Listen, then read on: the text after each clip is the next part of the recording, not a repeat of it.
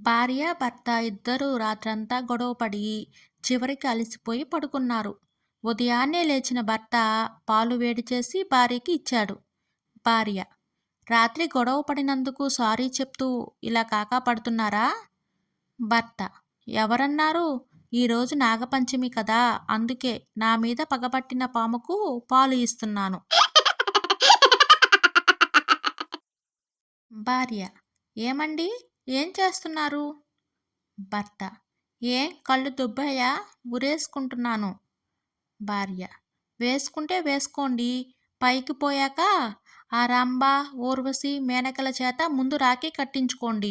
అంతేకాదు, వెళ్ళేటప్పుడు ఆ కాళ్ళ కింద వేసుకున్న కుర్చీ పక్కన పెట్టి వెళ్ళండి. భర్త: ఏంటే ఇది, టీలో ఇన్ని చీమలు ఉన్నాయి? భార్య: చీమలు తింటే కళ్ళు బాగా కనిపిస్తాయని ఎవరో చెప్పారండి.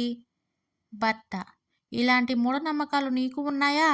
కాలాన్ని బట్టి మారాలి. భర్త: ఇదేంటి టీ ఇంత చేదుగా ఉన్నాయి?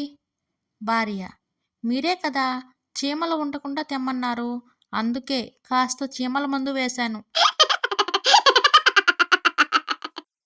కాంతం: ఏం వదినా, రోజు సాయంత్రం అవ్వగానే బియ్యంలో రాళ్ళు ఏరాలని వెళ్ళిపోయేదానివి, మరి ఇవాళ వంట చేయవా ఏమిటి? సరళ: మరేం లేదు వదినా, ఇవాళ నేను ఉపవాసం, తినేది ఆయన ఒక్కరేగా అని క్లారిటీ ఇచ్చింది సరళ. భర్త: పప్పులో కాస్త ఉప్పు తగ్గిందే. భార్య: దానికే నన్ను అడగాలా, కాస్త పచ్చడి కలుపుకోండి. భర్త: పచ్చడిలో కాస్త కారం ఎక్కువగానే ఉందే. భార్య: దానికి ఏముంది, కొంచెం పప్పు కలుపుకోండి.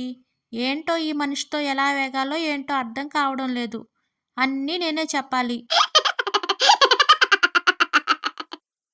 టీచర్: రాము, మీ నాన్న వయసు ఎంత? రాము: 7 ఏళ్ళు టీచర్. టీచర్: అదేంటి? రాము: నేను పుట్టిన తర్వాత ఆయన నాన్న అయ్యారు కదా, నాకు ఇప్పుడు 7 ఏళ్ళు అందుకని.